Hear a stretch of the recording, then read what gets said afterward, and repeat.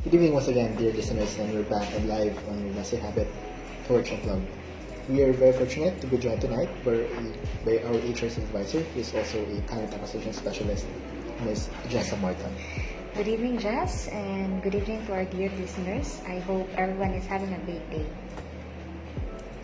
Thank you for joining us tonight as well, Ms. Jessa. So last week's episode is all about interview tips, and for tonight we'll be talking about do's and don'ts in taking the language assessment. That's indeed a very interesting topic, Jasper, because language assessment is one of the most difficult part of the recruitment process in the DPO. Kasi dito sa specific part na ito, it has time limit and it also involves a lot of sections that pretty much gauge your comprehension skills, pronunciation, and the likes. Agreed. And it's also the part of the application process where both of your verbal and written communication skills will be gauged. It sounds a bit complicated, right? But don't worry, as we'll be giving you tips on how to nail every section. So stay with us till the end of this podcast.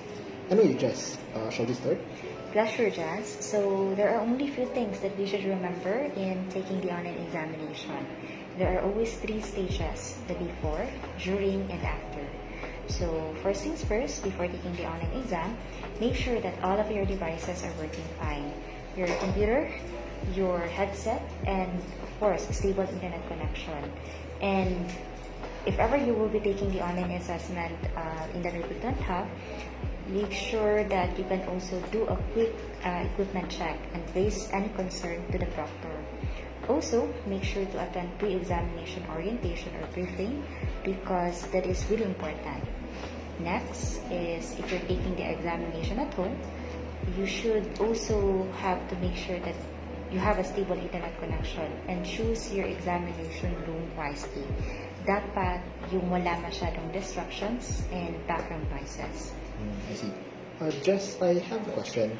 Do we need a noise cancellation headset when taking the exam off-site or at home? And are there also any specific laptop specs and internet speed requirements when taking the exam off-site?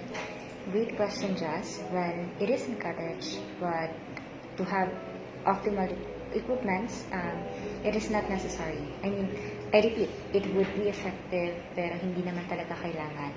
For the headset, pwede naman na yung usual headset na ginagamit natin for so long as the microphone is working.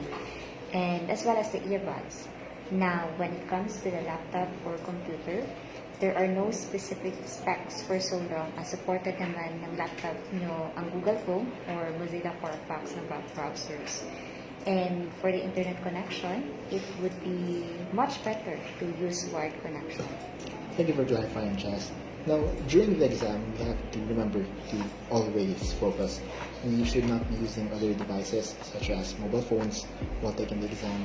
And make sure that other applications or tabs on your browser are also closed. This way, mas makasave kayo ng memory and mabilis ang response ng ating devices. Second, you need to activate your listening skills, especially since for the most part, the exam is going to be audio-based. There is also no rewind nor any pause button on the screen, so you cannot go back on your previous sections. And last but not the least, you have to make sure that your voice is audible. That's actually one of the many reasons kung bakit dapat mag-listen kayo sa room while taking the online examination outside. But if you are in the recruitment hub, again, 100% focus is a must. Exactly, Jazz. And one more thing, most of the language assessments have time limit and madalas, the remaining time of the exam is flashed sa screen. So, as the one taking the exam, you should not focus on the time left, but on the content of the exam. Usually, the assessment is just good for 30 minutes lang naman. Just try to answer as much questions as you can without any compromise. I see. Thank you for this additional tips, Jess. And I have one more reminder. In taking the online examination, please don't over-articulate your words. Yung bang pinipilit na maging American accent because it can only lead to mispronunciation of words. So, sayang na score niyo or yung points if ever. I definitely agree, Jazz. And lastly, once you're finished taking the online examination, it is best to inform the proctor if you're taking the assessment on-site. And if not, you have to notify the talent acquisition specialist who assisted you for double checking. And para we'll know how can we further assist you with your call center job application. Great point, Chas. I just want to lay this one down. There are different types of language assessment, but the steps we discussed tonight can be used in any type of online assessment that you are about to take.